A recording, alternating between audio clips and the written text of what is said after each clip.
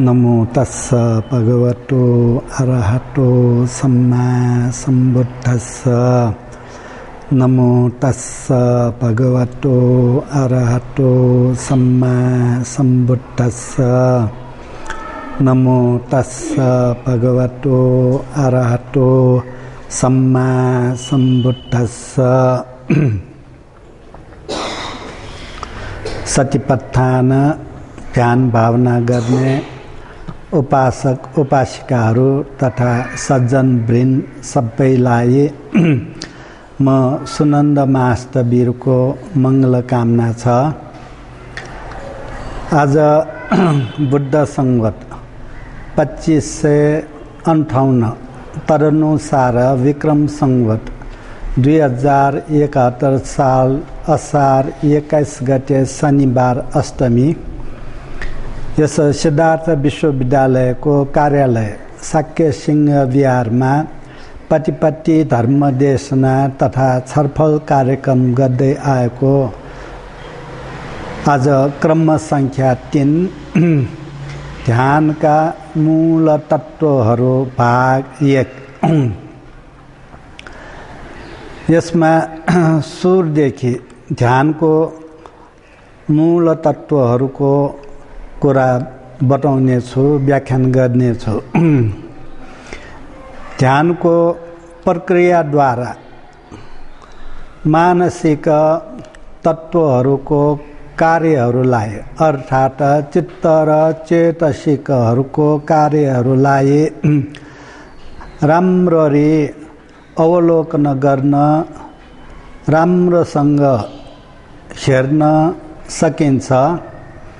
ध्यानको प्रक्रियाद्वारा मानव मस्तिष्कलाई गहिरेर जान्न सकिन्छ। यसरी जान्नुको लागि यो ध्यानको प्रविधि सर्वश्रेष्ठ प्रविधि हो। यसरी ध्यानको प्रविधिद्वारा परीक्षण गरिसकेपछि मात्र मानिसलाई यथार्थले के हो भनी ठिकसँग बुझ्न र वर्णन गर्न सकिन्छ। यस प्रस्तुतिमा म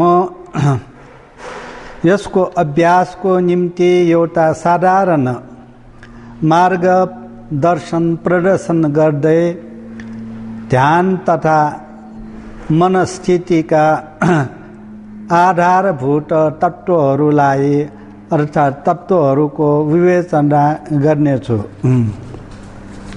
तपाईहरूले कुनै नयाँ वस्तु प्रयोग गर्नुभन्दा पूर्व त्यसको अध्ययन गर्नु सदा लाभदायक हुनेछ। एवं रीतले ध्यान अभ्यासका नयाँ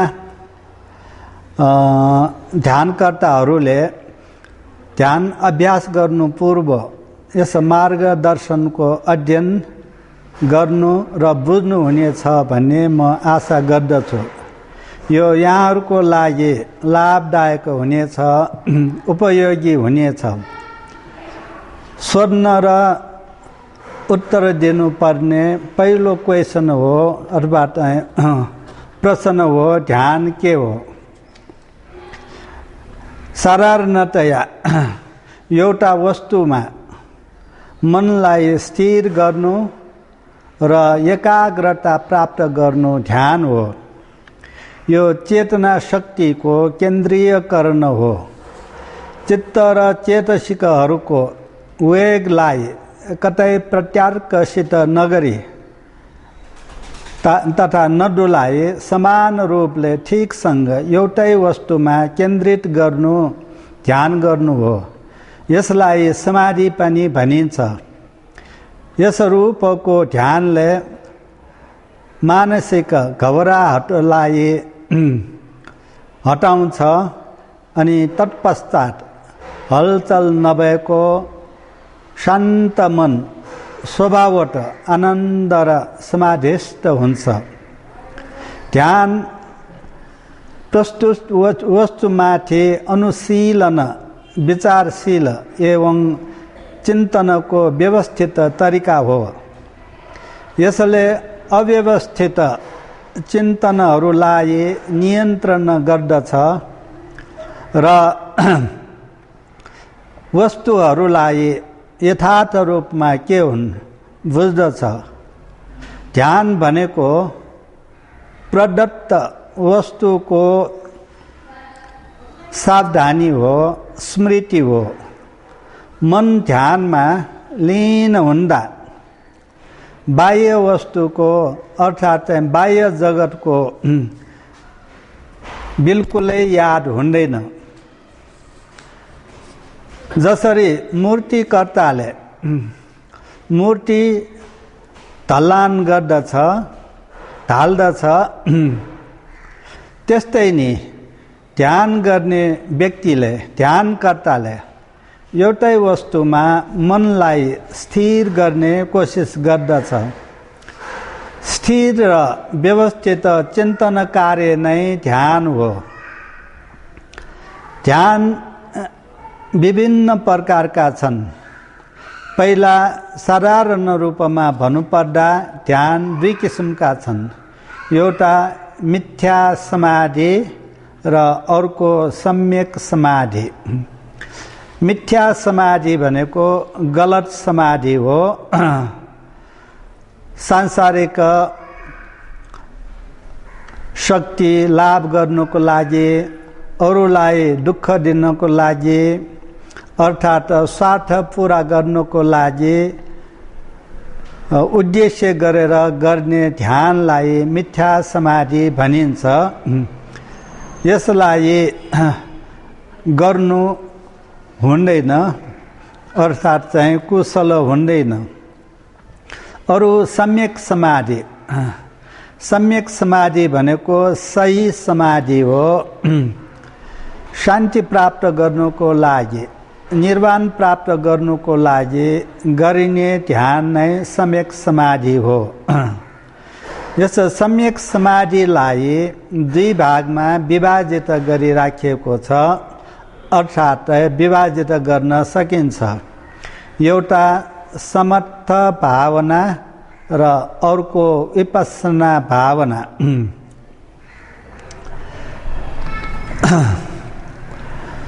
अनि समर्थ भावना, समर्थ भनेको शब्दको अर्थ हो शान्ति। अनि विपस्सना भनेको शब्दको अर्थ हो अन्तर्दृष्टि, प्रज्ञा, ज्ञान हो। अनि समर्थ भावना गर्नाले मनमा शान्ति प्राप्त हुन्छ, विभिन्न तहको ध्यान प्राप्त हुन्छ। विपस्सना भावना गर्नाले मन तीखो हुन्छ, विभिन्न तहको विपस्सना वृद्धि हुन्छ। ध्यान गर्ने भनेको मानसिक अनुशासन हो। भगवान बुद्धले सम्यक समाधि अभ्यासमा जोड दिनुभएको छ। समर्थ कर्मस्थान गर्नाले मन शान्त हुन्छ, मन वृद्धि हुन्छ, मन ठुलो हुन्छ।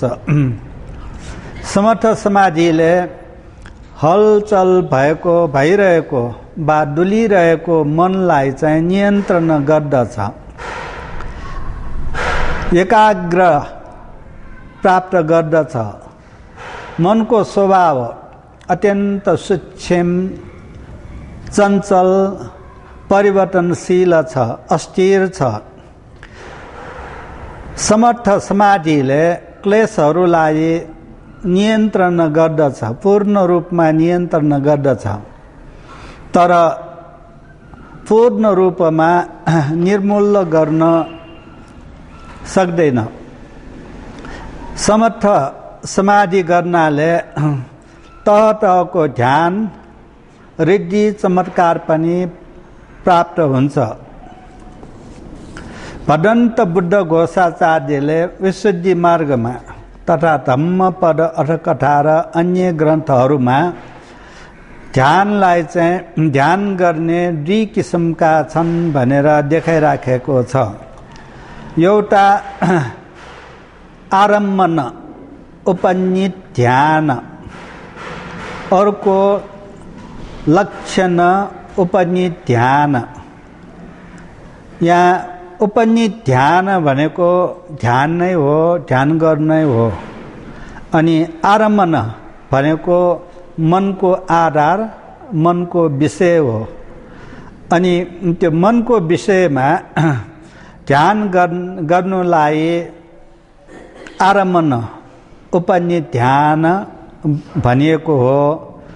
यो ध्यान गर्नाले 4 प्रकारका रूप ध्यानहरू प्राप्त हुन्छन् अनि 4 प्रकारका अरूप ध्यानहरू पनि प्राप्त हुन्छन्।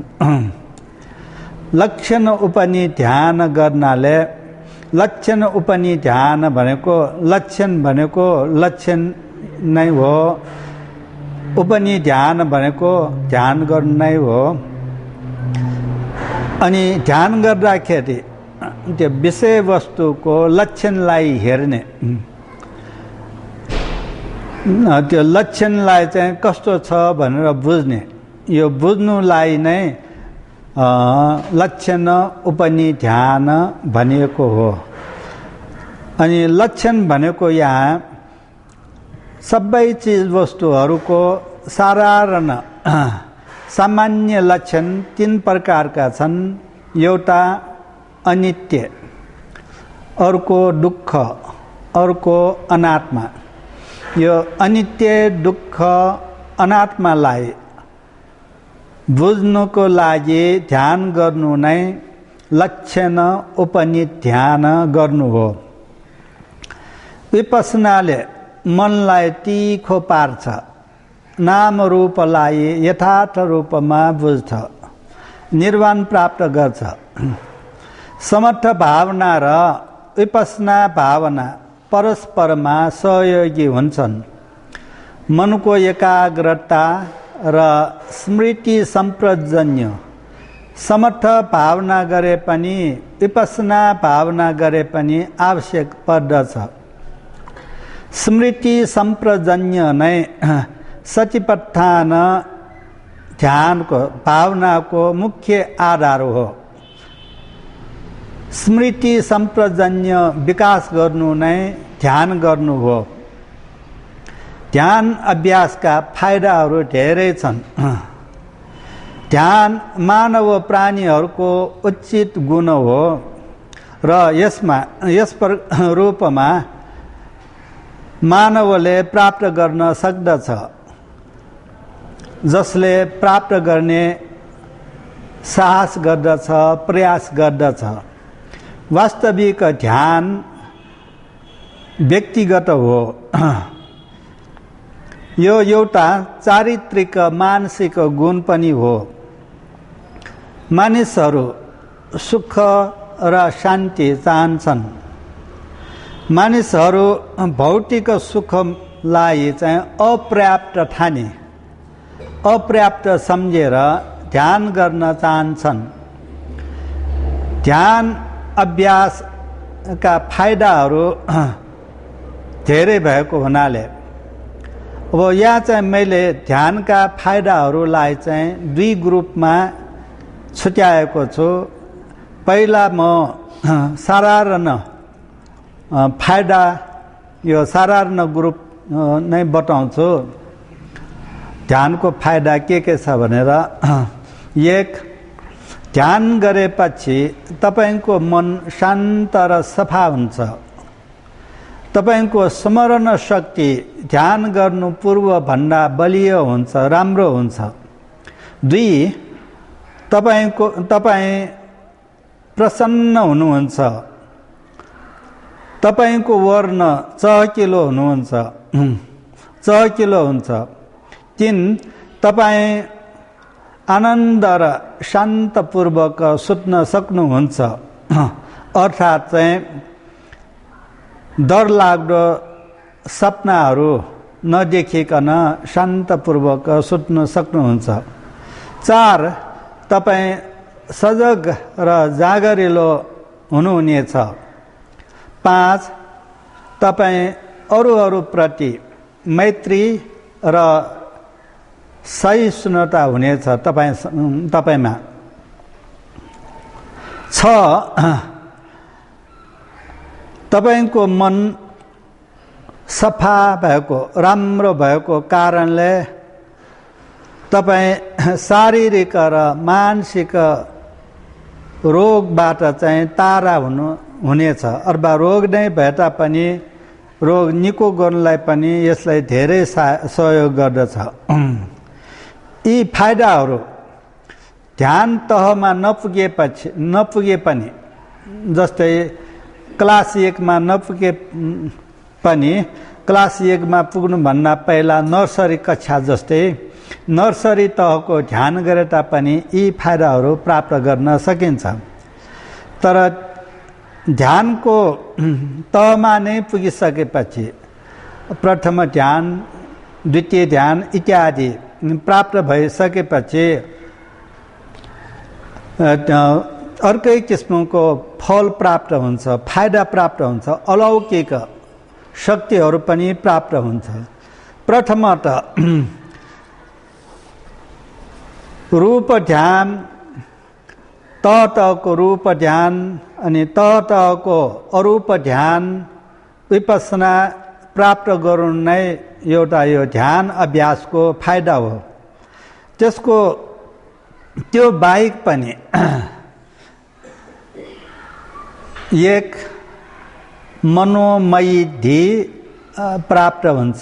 मनोमयी भनेको मनले चिताएको जस्तो गर्नु सक्ने दिव्य शक्ति, एक व्यक्तिको धेरै व्यक्ति बन्न सक्ने, धेरै व्यक्तिको एक व्यक्ति बन्न सक्ने शक्ति।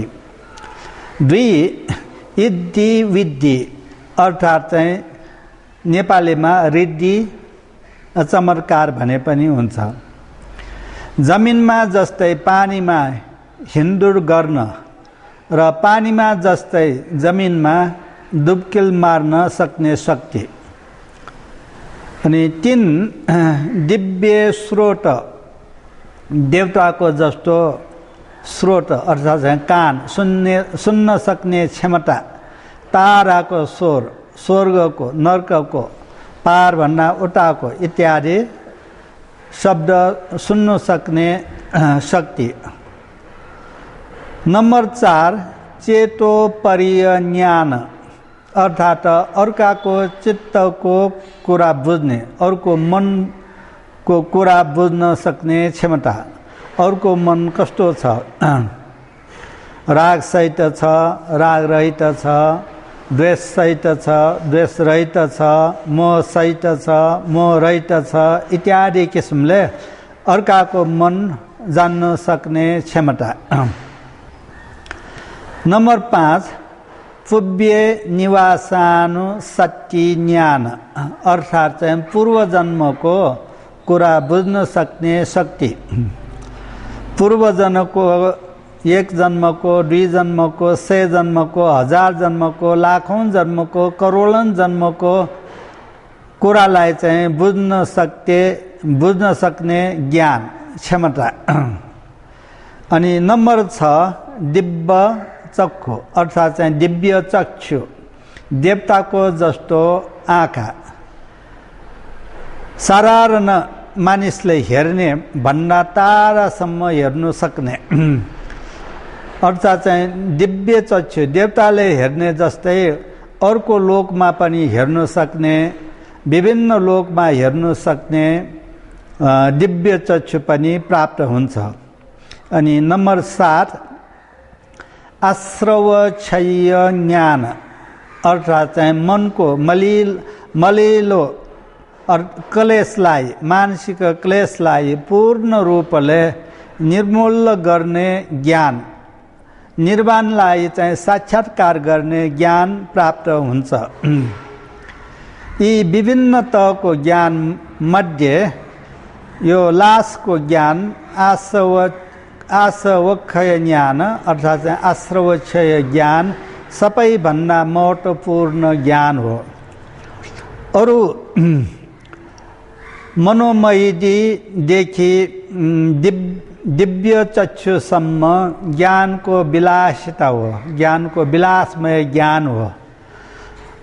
अनि यो आश्रवक्षय ज्ञान मुक्ति प्राप्त गर्नुको लागि नभई नहुने ज्ञान हो। अरू भए पनि नभए पनि, भए राम्रो नभए मुक्तिको लागि बारा हुँदैन।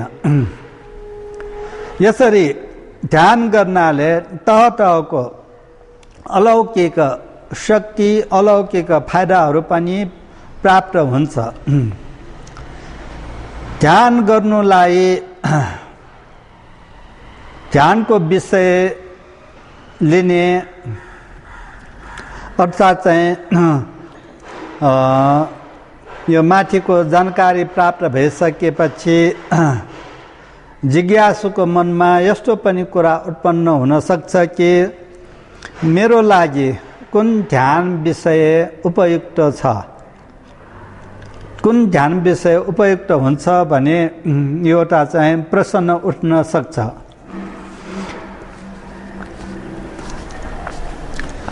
यो ध्यान, यो प्रश्नको जवाब दिनु अत्यन्त गाह्रो हुन्छ, तर बुझ्नु धेरै महत्त्व पनि हुन्छ, अत्यन्त आवश्यक पनि हुन्छ। भदन्त बुद्ध घोषाचार्यले उहाँले लेख्नु भएको विशुद्धिमग्ग किताबमा ध्यानका विषयहरू भनेर 40 प्रकारका ध्यानको विषयहरू लिस्टिङ गरी राख्नु भएको छ। अनि महास्मृति प्रस्थान सूत्रको अर्थकथामा हेरौँ भनेदेखि त्यसमा 44 प्रकारको ध्यानको विभिन्न प्रकार विषयहरू उल्लेखित गरिराखेका छन्। अनि त्यसकारण यो कति प्रकार हुन्छ भन्ने एउटा चाहिँ व्याख्यान गर्ने तरिकामा पनि भर पर्न सक्दछ। अनि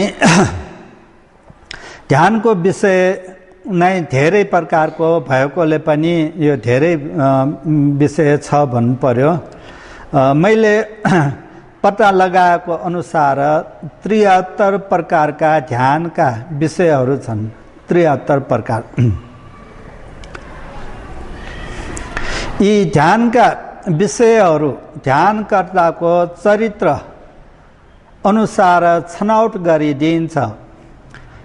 उसको चरित्र अनुसार ध्यानको विषय मिलेन भनेदेखि ध्यान विकास गर्नु कठिन हुन्छ। त्यसकारण त्यो ध्यानको विषय र आफ्नो चरित्र बुझ्नु पनि महत्त्वपूर्ण हुन्छ। जस्तै डाक्टर वैद्यले रोग पत्ता लगाएर मात्रै ठिक प्रकारको औषधि दिन सक्छ अनि रोग निवारण हुन्छ। अब रोग पत्ता नलगाइकन औषधि दियो भनेदेखि त्यो औषधिले रोग निको हुनु पनि सक्छ, निको नहुनु पनि सक्छ। त्यस्तै नै ध्यानको विषय ठिक नहुँदाखेरि अथवा चाहिँ नबुझिकन लिएको ध्यानको विषयले ध्यानको विषय ठिक हुन पनि सक्छ, ठिक नहुन पनि सक्छ। भगवान बुद्धले मानिसहरूको मनलाई यथार्थ रूपमा बुझ्नु भएको छ अनि मानिसको चरित्रलाई यथार्थ रूपमा बुझ्नु भएको छ।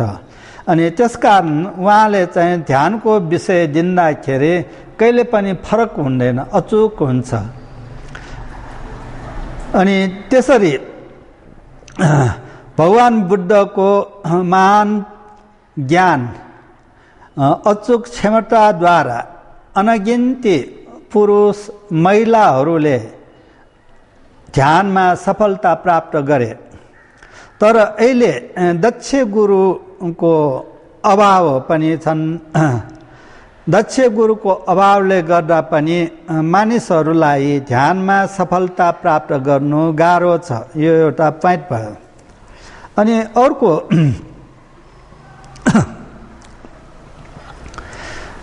मानिसहरू आफैमा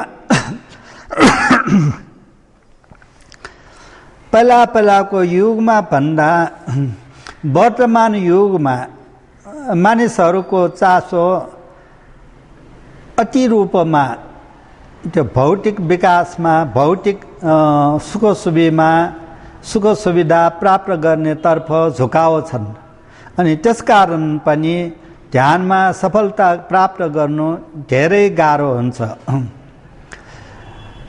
तर एउटा राम्रो पक्ष के छ त भन्दाखेरि भगवान बुद्धले 2600 वर्ष अगाडि दिनुभएको उपदेश अहिले पनि यथावत नै छ। त्यो उपदेश अनुसार आचरण गरेर मानिसहरूले ध्यान प्राप्त गर्नु, मोक्ष प्राप्त गर्न सक्दछन्। गुरुहरूले मार्ग प्रदर्शन गर्ने हो, केवल बाटो मात्रै देखाइदिने हो। तर त्यो बाटोमा जाने वा नजाने भनेको अब त्यो ध्यान गर्ने व्यक्तिमा चाहिँ आधार पर्छ, भरपूर हुन्छ। त्यसैले अब भगवान बुद्धको उपदेश अनुसार राम्रोसँग ध्यान गर्यो, आचरण गर्यो भनेदेखि सफलता प्राप्त हुन्छ।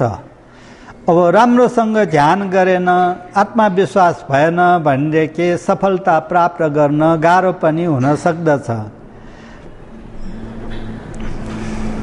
ध्यानमा मद्दत गर्ने दृष्टिले भगवान बुद्धले मानिसहरूको शारीरिक मानसिक संयुक्त स्वभाव अर्थात् चाहिँ चरित्रलाई बताउनु भएको छ। मानिसको चरित्र बुझ्नु गाह्रो छ अघि भनेको जस्तो, तर चाहिँ बुझ्नु अति आवश्यक छ। अनि कसरी बुझ्ने त भन्दाखेरि एउटा त आफ्नो चरित्र आफैले विचार गरेर धर्म ग्रन्थहरूसँग तुलना गरेर पनि बुझ्न सकिन्छ। अनि अर्को आफ्नो चरित्र आफूलाई चाहिँ ध्यान सिकाउने गुरुले घनिष्ठ सम्बन्ध भएको कारण, लामो परिचय भएको कारण पनि अनुमान गर्न सक्दछ। अब कसरी बुझ्ने त भन्दाखेरि ऊ हिँड्ने, उसले काम गर्ने, उसले कुरा गर्ने, खाने, बराल्ने इत्यादि ढङ्गलाई हेरेर उसलाई कस्तो चिज मनपर्छ, कस्तो चिज मन पर्दैन त्यो हेरेर उसको चरित्र यस्तो भनेर बुझ्न सकिन्छ।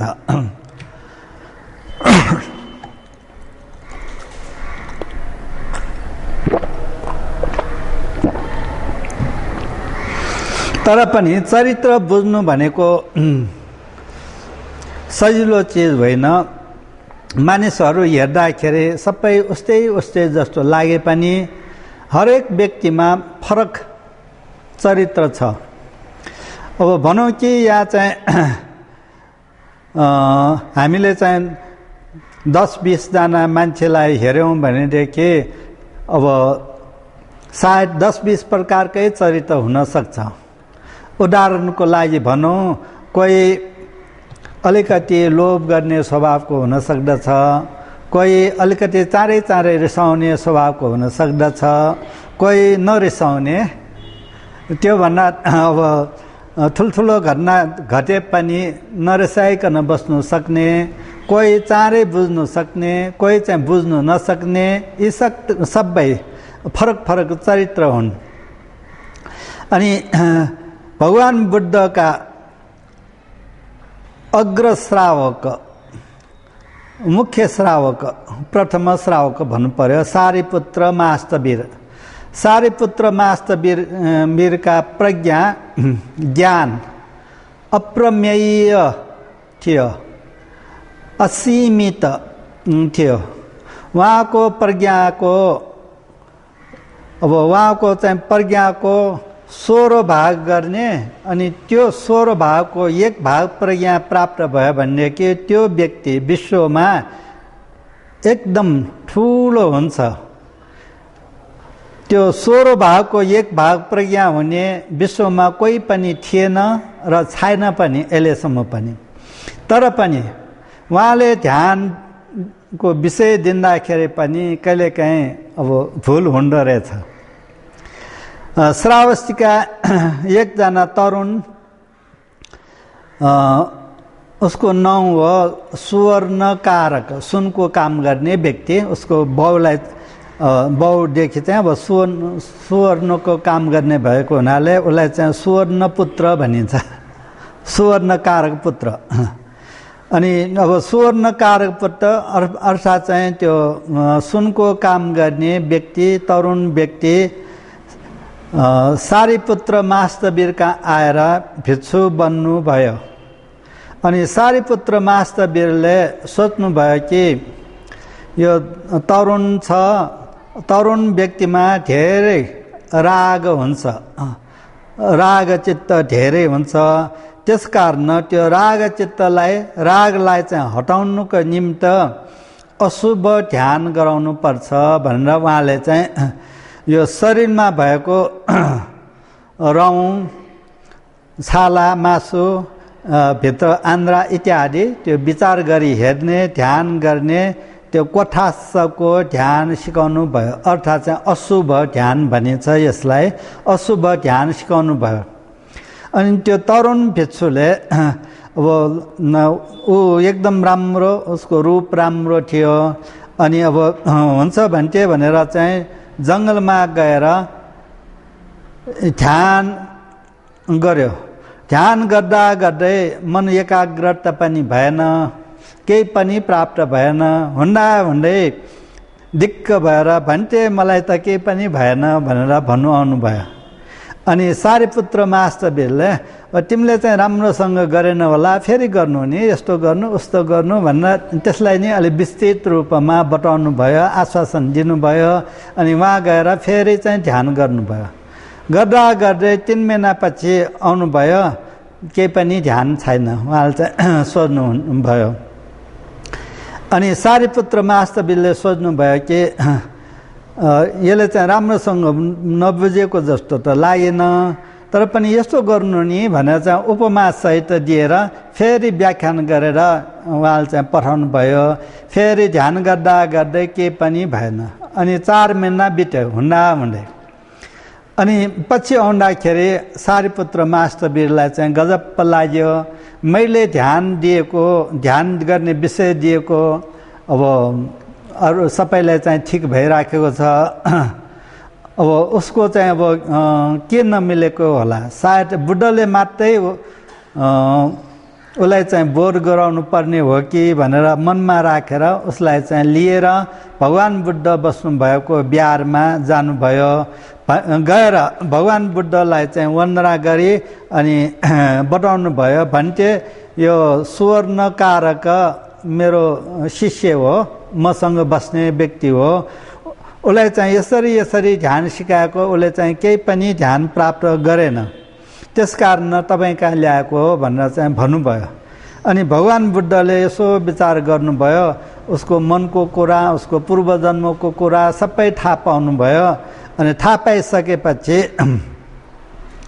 सारीपुत्रलाई चाहिँ, सारीपुत्र तिमीले चाहिँ उसको चाहिँ अब 4 महिना समय व्यर्थ फाल्यो होइन, अब यसलाई चाहिँ भरे लिनु आउनु अनि ठिक हुन्छ भनेर चाहिँ सारीपुत्रलाई चाहिँ पठाइदिनु भयो।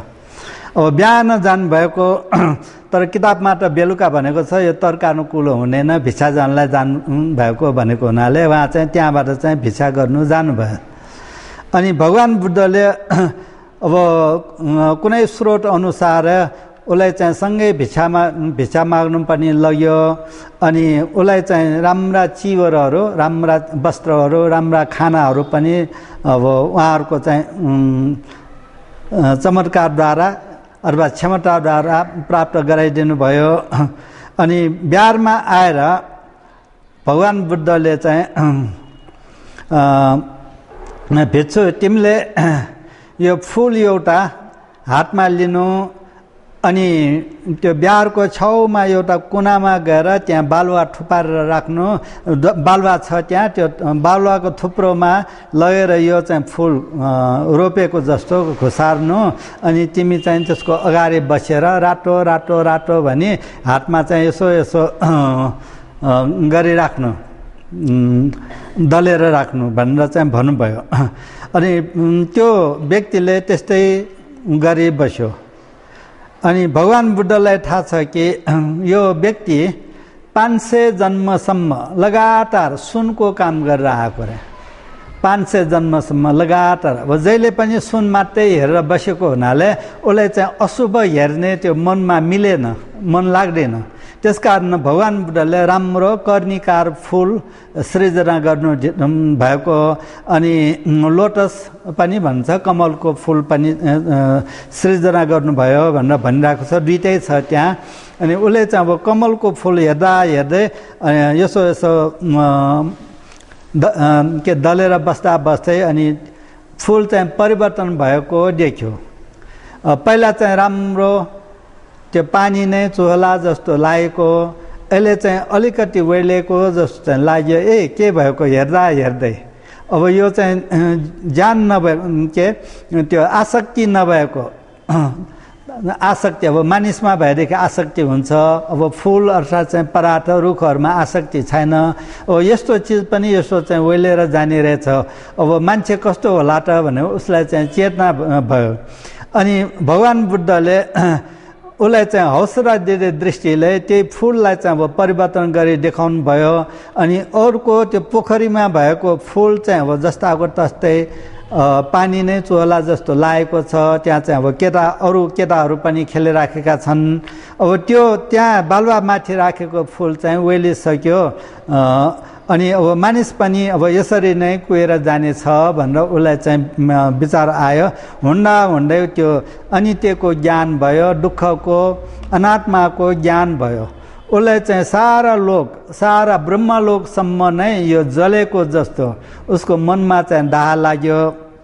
अनि उसलाई चाहिँ आफ्नो शरीर आफैलाई घृणा भयो। मानो कुहेको कुकुर, मरेको कुकुर यहाँ झुन्ड्याइराखेको जस्तो उसलाई चाहिँ यो छोड्नु मन लाग्यो। अनि त्यसरी चाहिँ ध्यान गरी बसेको बेलामा भगवान बुद्धले अब जसरी अब शरद ऋतुको कमलको फुललाई चाहिँ हातले भाँचेर पठाउने हो, त्यस्तै तिम्रो मनमा रहेको रागलाई स्नेहलाई चाहिँ भाँचेर पठाउनु भनेर भगवान बुद्धले उपदेश दिँदाखेरि ऊ चाहिँ अरहन्त भयो। अब यहाँ विचार गरौँ त यो कथामा अब सारिपुत्र महास्तवीर त्यत्रो क्षमता भएको, त्यत्रो प्रज्ञा भएको व्यक्तिले ध्यानको विषय दिँदाखेरि पनि कहिलेकाहीँ चुक्न सक्दछ। भन्दाखेरि अब ध्यानको विषय बुझ्नु भनेको कतिको गाह्रो छ। त्यो मनको कुरा बुझेपछि मात्रै चरित्र बुझ्ने हो। अनि भगवान बुद्धले अचूक रूपमा ध्यानको विषय दिनुभएको हुनाले अनगिन्ती भिक्षुहरू, भिक्षुणीहरू, उपासक उपासिकाहरूले ध्यानमा सफलता प्राप्त गरे। साधारणतया मानिसहरूको चरित्र 6 प्रकारका छन्। 1 राग चरित्र, 2 द्वेष चरित्र, 3 मोह चरित्र, 4 श्रद्धा चरित्र, 5 बुद्धि चरित्र, 6 वितर्क चरित्र। हरेक व्यक्तिमा माथिका 6वटा चरित्रहरूमध्ये एक प्रमुख स्वभाव रहन्छ। स्वभाव भनेको चरित्र भनेको त्यही हो। यो 6वटा मध्ये एउटा चाहिँ प्रमुख हुन्छ, अरू चाहिँ फेरि मिक्सचर हुनसक्छ।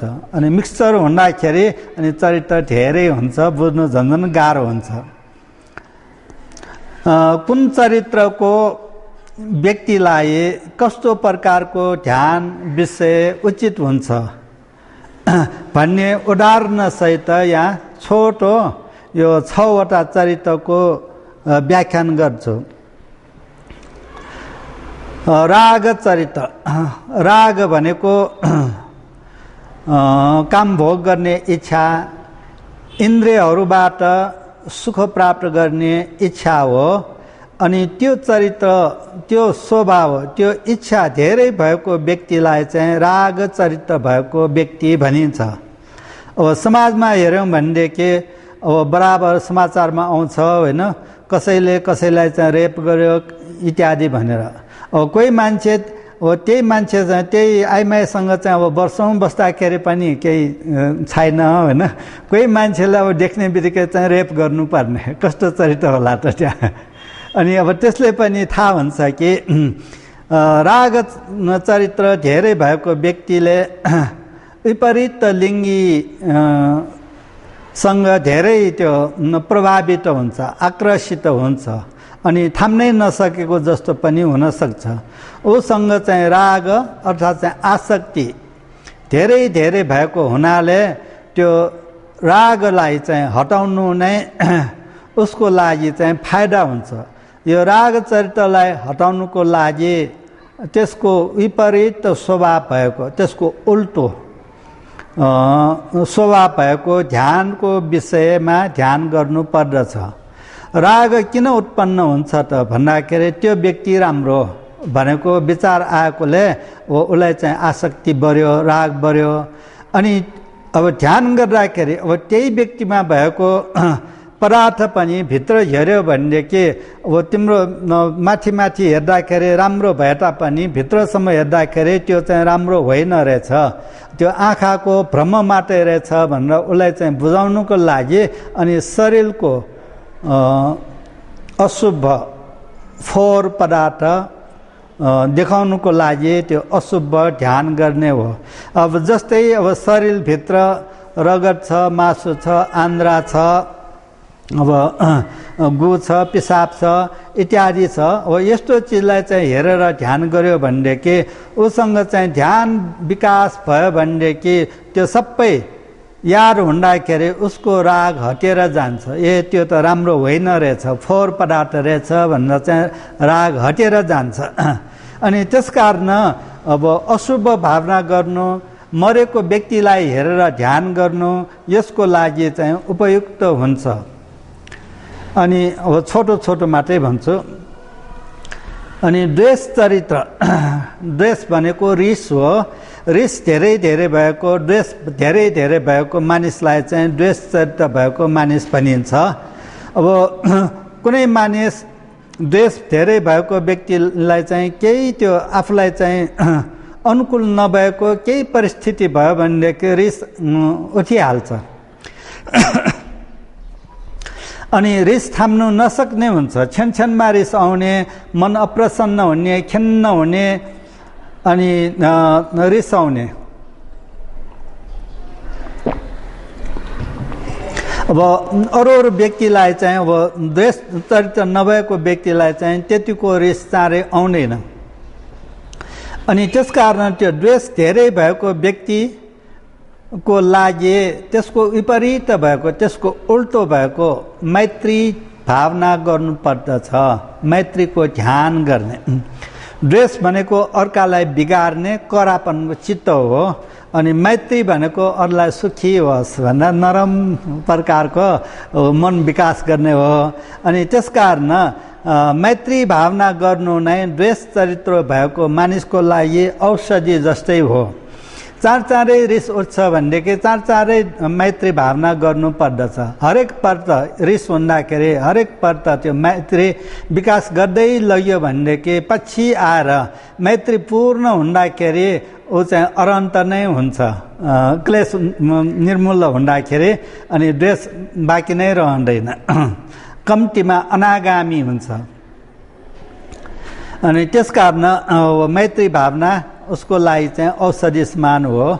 अनि मोह चरित्र, मोह भनेको मनमा अलमल्ल हुने, पूर्ण रूपमा नबुझ्ने, बुझ्नलाई चाहिँ गाह्रो। मोह स्वभावको, मोह चरित्र भएको मानिसमा अज्ञानता धेरै हुन्छ। अनि बुझ्ने क्षमता, बुझ्ने शक्ति कम मात्रै हुन्छ, मन्द हुन्छ, तिखो हुँदैन। उसको मानसिकता मन्द हुन्छ, बुझ्ने शक्ति कम भएको कारण अब चाँडै बुझ्नु नसक्ने हुन्छ। अब उसलाई त्यस कारण ज्ञान विकास गर्नुको लागि आफूभन्दा जान्ने बुझ्नेहरूसँग छलफल गर्ने, बेला बेलामा चाहिँ छलफल गर्ने, ध्यान गर्ने अनि सुन्ने गर्नु पर्दछ। अनि परमर्थ ज्योतिका सुत्तनिपात अर्थकथा अनुसार मोहचरित भएको व्यक्तिलाई मरणानुस्मृति ध्यान गर्नु उचित हुन्छ भनी उल्लेख गरिराखेको छ। हुन त अब माथि गइसकेपछि सबै ध्यान सबैले गरे पनि ठिकै हुन्छ। यो चरित्रलाई चाहिँ उचित चाहिने किन त भन्दाखेरि यो सुरमा ध्यान विकास गर्नुलाई चाहिँ सहयोग गर्नुको लागि हो मुख्यत। अनि पछि अब अनागामी अथवा चाहिँ कुनै फल तहको मार्गफल इत्यादि प्राप्त भइसकेपछि अनि अरू जसुकै ध्यान गरेर पनि उहाँ आफैले आफ्नो खुट्टामा आफैले उभिएर त्यो मुक्ति प्राप्त गर्नु सक्नुहुन्छ। जे होस् अब मोह चरित्रको मानिसलाई चाहिँ ज्ञान विकास गर्ने अनि मरणानुस्मृति ध्यान गर्नु पर्दछ। यो नम्बर 3 भयो। अब नम्बर 4 श्रद्धा चरित्र। श्रद्धा भनेको विश्वास हो, मनको प्रसन्नता पनि हो। श्रद्धा चरित्र भएको व्यक्तिमा श्रद्धा धेरै हुन्छ, विश्वास गर्ने स्वभाव धेरै हुन्छ।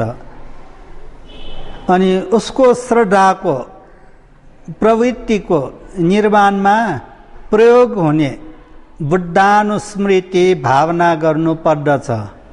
त्यस्तै अन्य अनुस्मृति भावना पनि उपयुक्त हुन्छ। विशेष गरी उसको लागि बुद्धानुस्मृति भावना गर्नु धेरै राम्रो हुन्छ।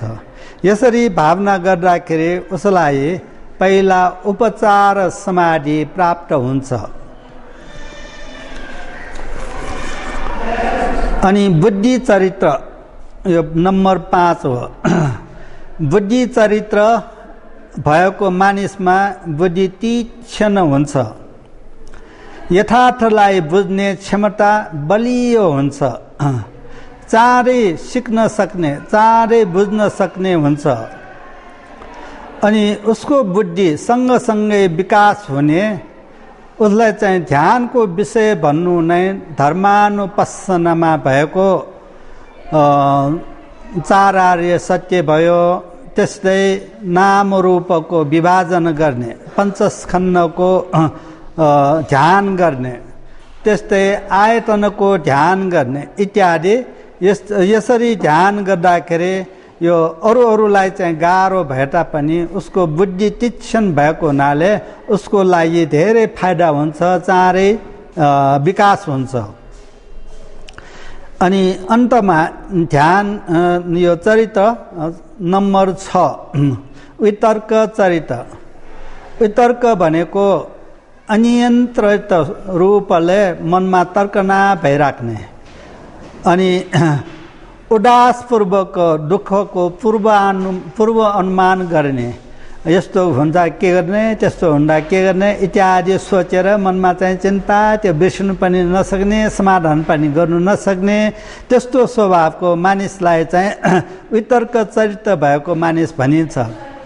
अब चिन्तित प्रकृति वा अनियन्त्रित तर्कना हुने स्वभाव भएको मानिसको मनमा तर्क वितर्क धेरै हुन्छ।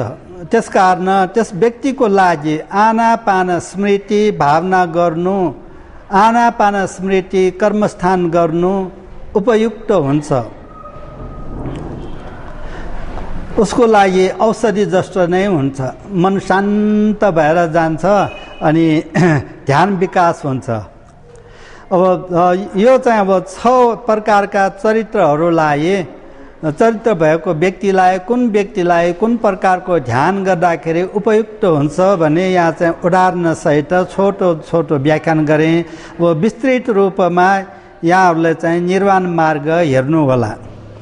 माथि मैले उल्लेख गरेको जस्तो ध्यान गर्ने विषयहरू 73 प्रकारका छन्। अब त्यो 73 प्रकारको ध्यान विषयहरू सबै अभ्यास गर्नु आवश्यक हुन्छ त? आवश्यक हुँदैन। जस्तै अब फार्मेसीमा अथवा चाहिँ औषधि पसलमा औषधि धेरै हुन्छ नि। अब त्यहाँ चाहिँ अब बिरामीलाई त्यो सबै औषधि प्रयोग गर्नुपर्छ भनेको हुँदैन, होइन।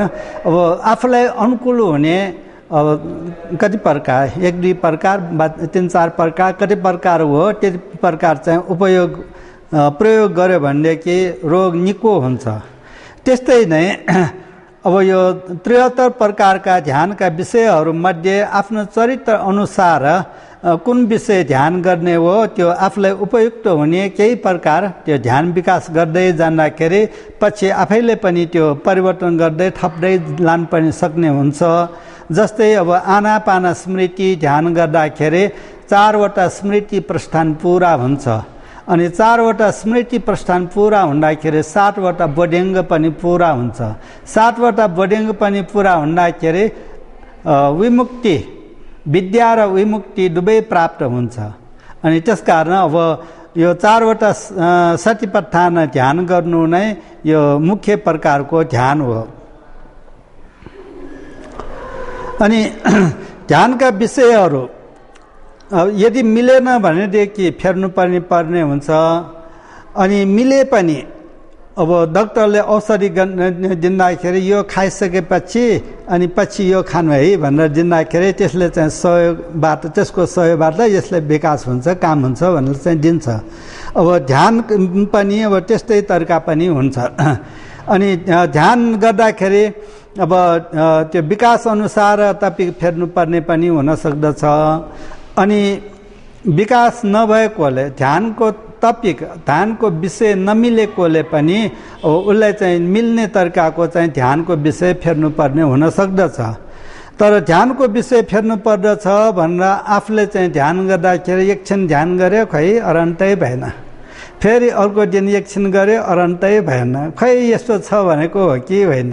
अनि ध्यानको विषय फेर्दै गर्दाखेरि चाँडै फेर्दाखेरि उसलाई चाहिँ फाइदा प्राप्त हुँदैन। त्यो चाँडै त्यो जति अभ्यास गर्नुपर्ने हो, जसरी गर्नुपर्ने हो त्यो नगरिकन त्यो आत्मविश्वास नभएकोले चाँडै फेरेकोले त्यो जोग बसेन नि।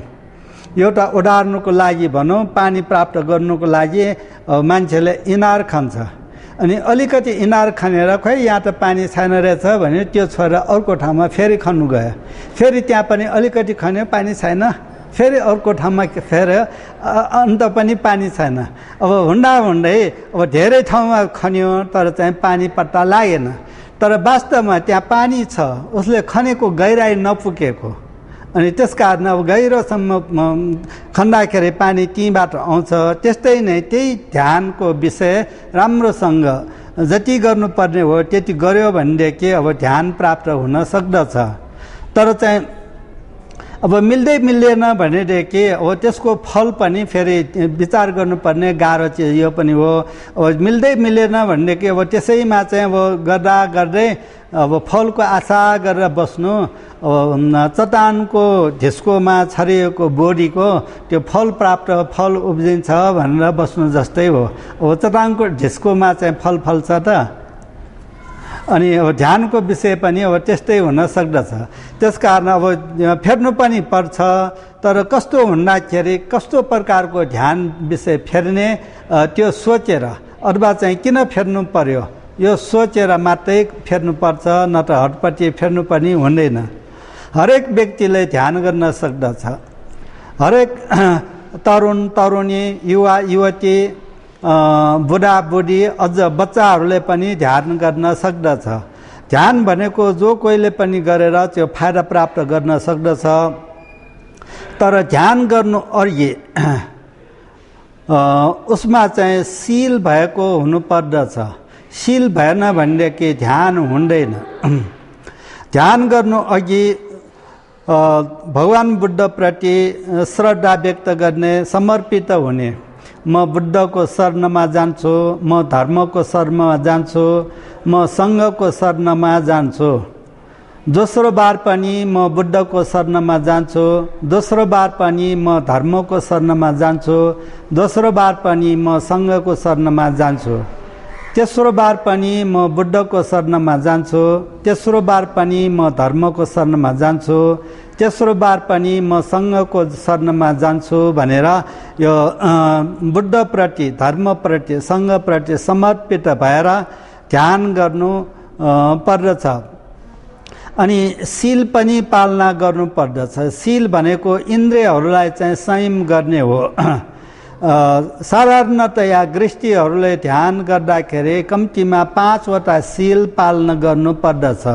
1 प्राणी हिंसा नगर्ने, 2 चोरी नगर्ने, 3 व्यभिचार नगर्ने, 4 झुठो नबोल्ने, 5 लागु पदार्थ सेवन नगर्ने। यति शील पालन गरेर अनि त्रिरत्नको शरणमा गएर ध्यान गर्यो भनेदेखि ध्यान चाँडै लाग्छ। अनि यो ध्यान गर्नुलाई एउटा चाहिँ एकान्त स्थान चाहिन्छ। अनि एकान्त स्थानमा एउटा चकटी राखेर अथवा चाहिँ कुनै सुकुलमा अर्थात् चाहिँ कार्पेट अथवा जे हो त्यसमा चाहिँ पलेटी मारेर बस्ने। पलेटी मारेर बस्दाखेरि शरीर सिधा राख्ने, देब्रे हात आफ्नो काखमा राख्ने अनि त्यसमाथि दायाँ हात राख्ने, हत्केला देब्रे हत्केलामाथि दायाँ हात राख्ने। अनि बुढी औँलाहरूको चुच्चेहरू छुने मात्रै गरिराख्ने। शरीर सिधा राखेर आँखा चिम्लिने अनि स्मृति सबै एकाग्र गरी ध्यानमा ल्याउने। यहाँ चाहिँ ध्यानमा भनेको अब ध्यानको विषयहरू धेरै छन्। त्यसमध्ये एउटा धेरै प्रभावकारी ध्यानको विषय हो आनापान स्मृति। अब आनापान स्मृति ध्यान गर्दाखेरि सम्पूर्ण स्मृतिहरू यो नाकको पालमा श्वास भित्र आउँदाखेरि बाहिर जाँदाखेरि जुन त्यहाँ चाहिँ स्पर्श हुने ठाउँ हो, त्यो स्पर्श हुने ठाउँमा स्मृति राखेर हेरिरहने। अनि त्यसरी सम्पूर्ण स्मृति त्यहाँ राखेर हेरिरहनु नै ध्यानको सुर गर्नु हो। तर चाहिँ यो ध्यानको सुर गर्नुभन्दा पनि अलिकति म यहाँ विशुद्धि मग्गमा उल्लेखित भइराखेको एउटा स्टोरी पनि बताउन चाहन्छु छोटो रूपमा। चूल पिण्ड पाटिक तिस्स स्थवीरका 3 जना अरू स्थवीरहरू ध्यान गर्नु पर्यो भनेर चाहिँ आएका थिए। अनि चूल पिण्ड पाट तिस्स स्थवीर ध्यान गुरु भन्नु पर्यो। अनि अब उहाँले चाहिँ ध्यान राम्रोसँग गरिराख्नु भएको अनि अरूलाई पनि सिकाउनु सक्छ भन्ने चाहिँ सोचेर अरू 3 जना भिक्षुहरू आएर उहाँले चाहिँ वन्दना गरेर गौरवपूर्वक एकातिर बसेर एकजना भिक्षुले चाहिँ प्रार्थना गर्नुभयो कि भन्टे मलाई पनि ध्यान सिकाइदिनुहोस्, म तपाईँ कहाँ बसेर ध्यान गर्न चाहन्छु।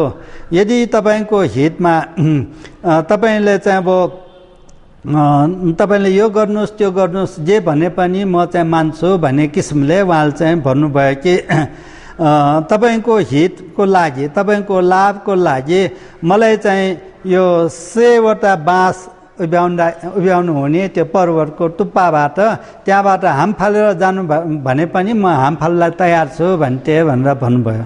अनि अर्को भिक्षुले चाहिँ भन्नुभयो भन्टे म चाहिँ मलाई पनि ध्यान सिकाइदिनुहोस्, म तपाईँले भनेको मान्छु। अब तपाईँको हितको लागि तपाईँले चाहिँ मलाई मेरो शरीर यो ढुङ्गामा पिस्नेर अथवा चाहिँ रगड्दै खुट्टादेखि पाइतलादेखि रगड्दै सम्पूर्ण टाउकोसम्म रगटेर पठाउनु भने पनि म पठाउनलाई तयार छु भनेर भन्नुभयो। अनि अर्को भिक्षुले भन्नुभयो भन्टे मलाई पनि ध्यान सिकाइदिनुहोस्, म तपाईँले भनेको जे पनि गर्छु। अब मलाई चाहिँ तपाईँले सास नफेरिकन बस्नु भने पनि म सास रोकेर सास नफेरिकन बस्न सक्छु, सास बन्द गरेर मर्नलाई पनि तयार छु भनेर चाहिँ भन्नुभयो। अनि अब उहाँहरूको दृढता देखेर चुलो पिण्ड पाटेको त्यसले यिनीहरू चाहिँ ध्यान गर्न रहेछ भनेर चाहिँ उहाँहरूले चाहिँ सिकाइदिनु भयो। अनि उहाँहरू 3 जनाले सफलता पनि प्राप्त गर्नुभयो। त्यसकारण अब गुरुप्रति समर्पित भएर ध्यान गर्ने दृढ विश्वास राखेर गऱ्यो भनेदेखि ध्यान सफल हुन्छ। अनि ध्यान अभ्यास अब कसरी गर्ने त? अघि भनेको जस्तो एकान्त वातावरणमा बस्ने। अब एकान्त वातावरण चाहे कोठामा होस्, चाहे चाहिँ बगैँचामा, चाहे चाहिँ अब जङ्गलमा, चाहे जुनसुकै ठाउँमा भए तापनि हुन्छ। एउटा चकटी वा स्कुलमा चाहिँ बस्ने, अहिले भनेको जस्तो शरीर सिधा राख्ने, काख अनि पलैती मारेर देब्रे हात काखमा राख्ने, त्यसमाथि दायाँ हात राख्ने, अनि बुढी औँलाहरूको चुच्चाहरू छुने मात्रै गरी राख्ने, शरीर सिधा राख्ने, टाउको पनि सिधा राख्ने, अनि सम्पूर्ण ध्यान स्मृति यो आश्वास प्रश्वासमा ल्याउने। अनि भित्र बाहिर प्रवाहित भइराखेको आश्वास प्रश्वासले नाकको टुप्पामा हुने स्पर्शको होसियार गरेर बस्ने, होसियार हुनमा अब सम्पूर्ण स्मृति राख्ने। अनि त्यस गरिसकेपछि अब ध्यानकर्ताले होस राख्दै सास भित्र लिन्छ, होस राख्दै सास बाहिर पठाउँछ।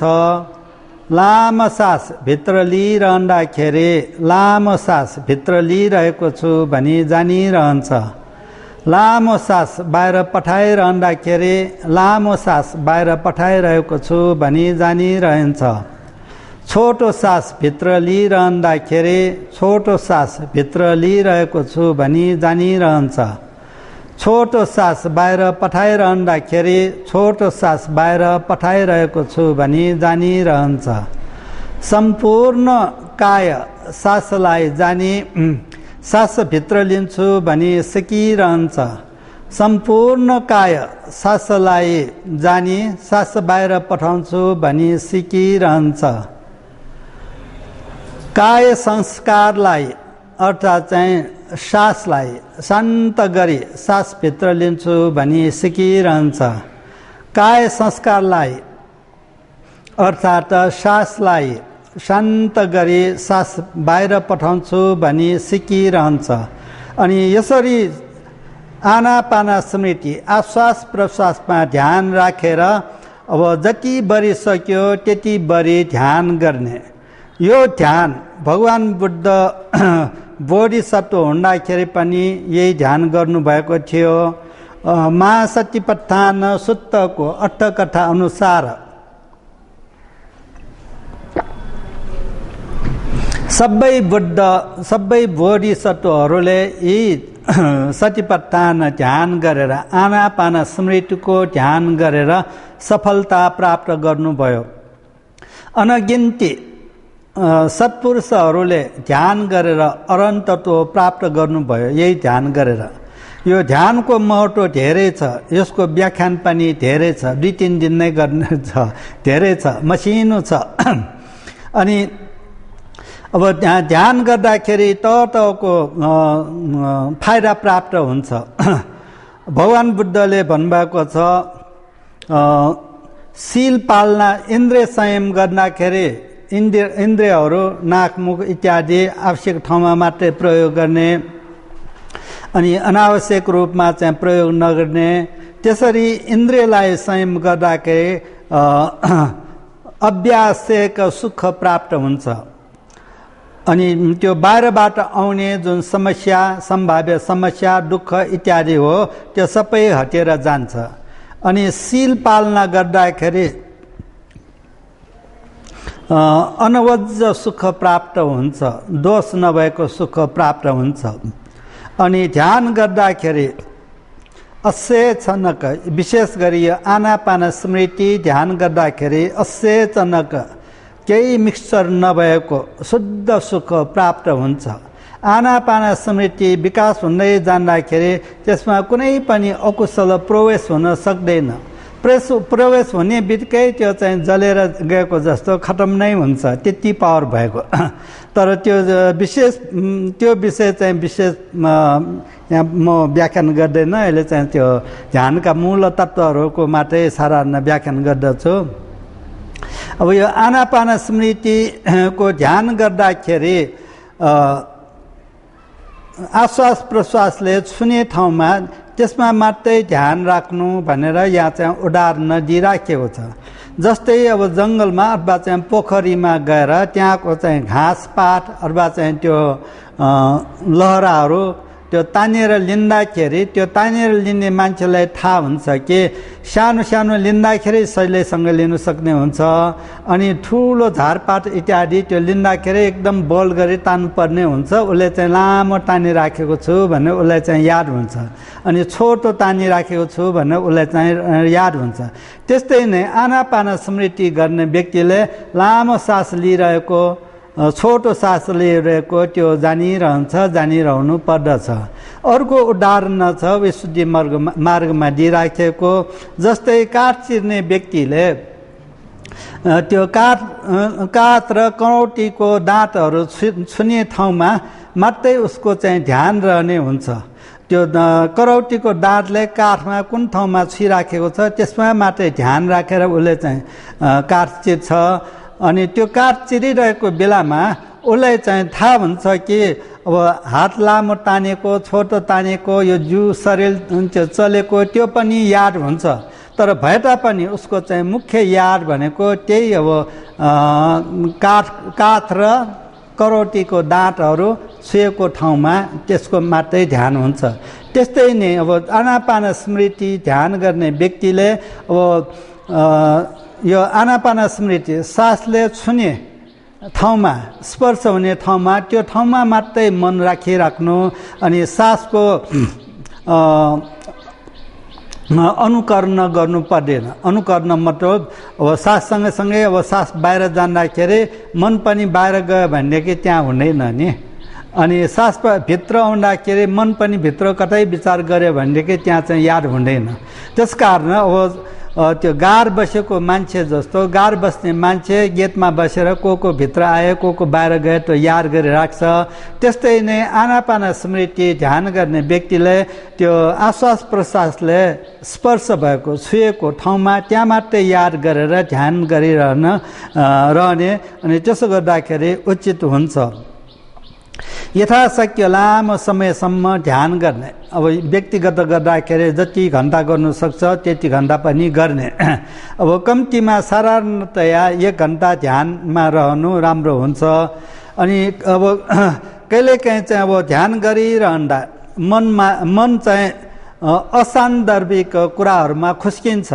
यादै हुँदैन तर चिन्ता गर्नु पर्दैन याद हुने बित्तिकै त्यसलाई चाहिँ फेरि तानेर ल्याएर ध्यानमा राख्ने अनि फेरि ध्यान गर्ने चिन्ता गर्यो भनेदेखि फेरि अर्कै समस्या हुन्छ ध्यान तुच्छ अब यहाँ चाहिँ अब एउटा उदाहरण यो पनि हामीले चाहिँ सोच्नु उचित हुन्छ कि बच्चाले हिँड्न सिक्दाखेरि कतिपल्ट लड्छ हो कति होइन अनि अब एकचोटि लड्यो भनेर अब हिँड्नु छोड्यो भनेदेखि उसले हिँड्नु जान्छ त जान्दैन अब त्यस्तै अब ध्यान गर्ने व्यक्तिले पनि अब मन बाहिर गयो भनेर चाहिँ ध्यान गर्ने छोड्यो भनेदेखि त्यो बच्चाले हिँड्नु छोडेको जस्तै हुन्छ अनि बाइस्कल चढ्ने मान्छेले नि ऊ कतिपल्ट लड्छ जतिपल्ट लडे तापनि उसले चाहिँ त्यो छोड्दैन त्यसकारण अब पछि हुँदाखेरि खपिस भएर एउटा हातले मात्रै बाइस्कल समातेर अथवा दुईटै हातले बाइस्कललाई छोडेर यसो गरे पनि जान्छ नि होइन अनि त्यस्तै नै अब ध्यान गर्ने व्यक्तिले त्यो पहिला चाहिँ अब एकदम जोर गरेर ध्यान गरेर मनलाई चाहिँ नियन्त्रण गरिसकेपछि अनि पछि जे पनि गर्न सक्नुहुनेछ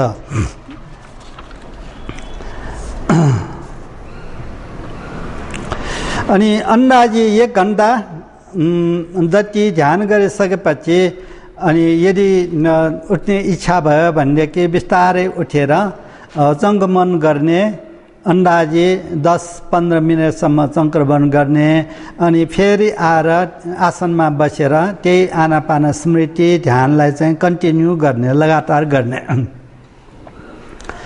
अब ध्यान कहिले गर्ने कहाँ गर्ने अब ध्यान चाहिँ जहिले गरे पनि हुन्छ जहाँ गरे पनि हुन्छ जहाँ चाहिँ शान्त वातावरण छ अनि शान्त वातावरण नभएको ठाउँमा ध्यान गर्नु गाह्रो नै हुन्छ अब विशेष गरी प्रारम्भमा ध्यान गर्ने व्यक्तिहरूलाई शान्त वातावरण एकदम महत्त्व हुन्छ त्यसकारण भगवान बुद्धले चाहिँ जङ्गलमा गएर ध्यान गर्नेमा जोड दिनु भएको छ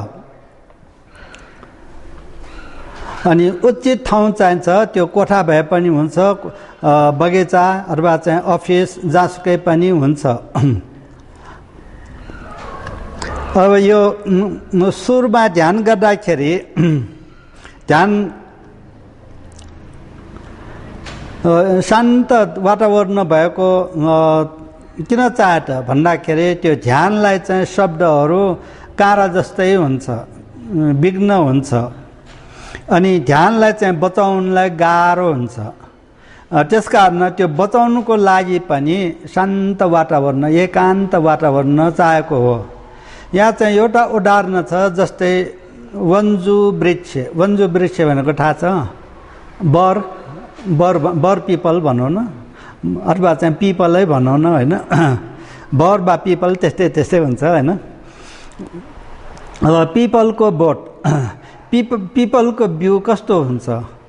एकदम मसिनो हुन्छ, सानो हुन्छ, होइन?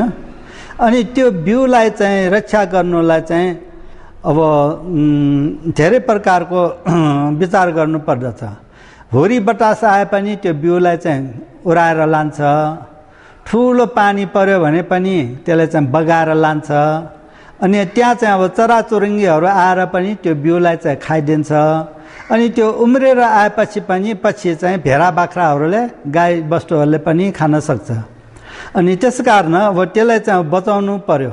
अनि त्यो बिउ चाहिँ बचिसकेपछि अब पिपल बोट तयार भइसकेपछि अब त्यसलाई चाहिँ अब बाख्राले, भैँसीले के गर्नु सक्छ त? अब त्यसमा चाहिँ हात्ती नै बानिए तापनि केही हुँदैन।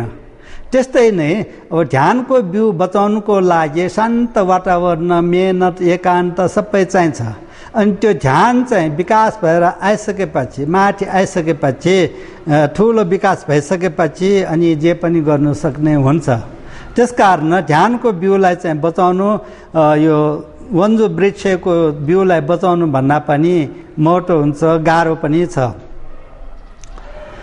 अब ध्यान गर्नु जुनसुकै बेलामा ध्यान गरे पनि हुन्छ, बिहान, बेलुका, दिउँसो, जुन बेलामा ध्यान गर्ने इच्छा छ त्यही बेलामा ध्यान गरे पनि हुन्छ। तर एउटै समयमा ध्यान गर्ने अभ्यास गरे भनेदेखि अनि मन चाहिँ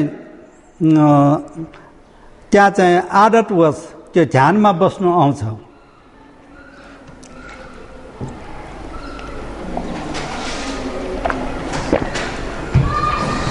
अब भनौँ कि अब यहाँले चाहिँ बिहान ठिक 8 बजेदेखि 9 बजेसम्म ध्यान गर्ने बानी गर्नु भएको छ। अब जहिले पनि ध्यान गर्ने, जहिले पनि त्यही दिन त्यही बेलामा ध्यान गर्ने गर्दा गर्दै अभ्यास भइसकेको हुन्छ।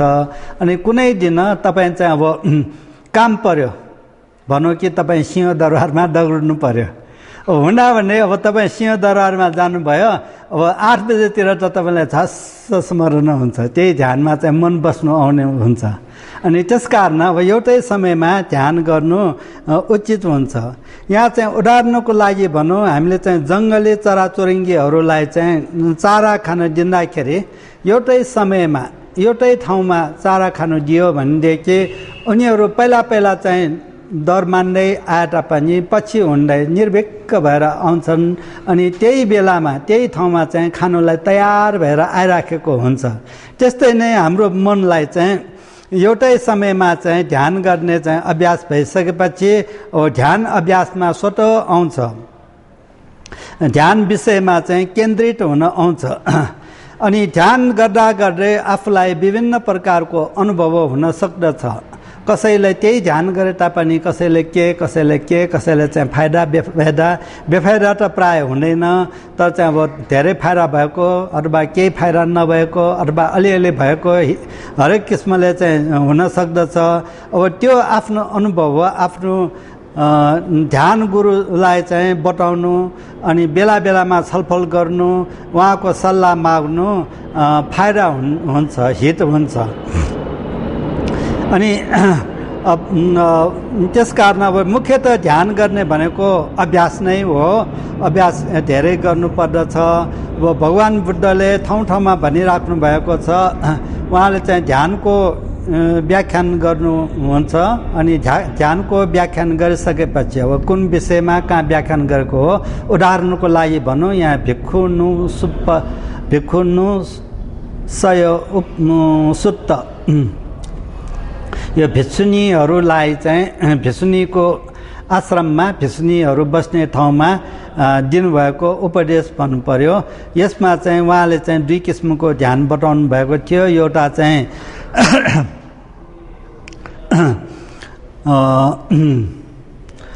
ध्यानको विषय फेरेर पनि ध्यान गरे हुन्छ भनेर चाहिँ यस्तो यस्तो हुँदाखेरि यसरी ध्यानको विषय फेर्ने भनेर चाहिँ सिकाउनु भएको थियो। अनि अब त्यही ठाउँमा चाहिँ अब यसरी गरे पनि हुन्छ, ध्यानको विषय फेर्दै नफेरिकन निरन्तर गरेर पनि ध्यान फाइदा प्राप्त हुन्छ भनेर चाहिँ उहाँले चाहिँ बताउनु भएको थियो। अनि पछि आएर चाहिँ उहाँले भन्नुभयो कि यसरी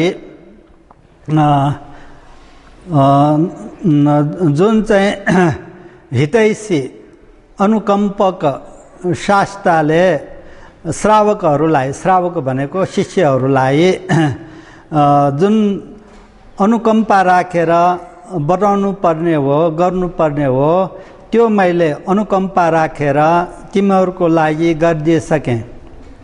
अनि यहाँ आनन्द, यहाँ रुखमुनि खाली ठाउँ छ, यहाँ शून्य कुटीहरू छन्, ध्यान गर आनन्द, तिमीहरूले ध्यान गर, प्रमाद नहो, पछि तिमीहरूले चाहिँ पश्चाताप गर्न नपरोस्। तिमीहरूको लागि यो नै मेरो अनुशासन शिक्षा हो भनेर उहाँले चाहिँ ध्यानको लेसन टुङ्ग्याउनु भएको छ। मुख्य अब उहाँले चाहिँ ध्यान गर्नुलाई नै जोड दिनुभएको छ। अब हामी सबैले अब जोरदार साथ ध्यान गरौँ। आजको यो ध्यानको मूल तत्त्वहरू विषय संक्षिप्तमा यति नै भनेर टुङ्ग्याउन चाहन्छु। भवतु सब्ब मङ्गलम्।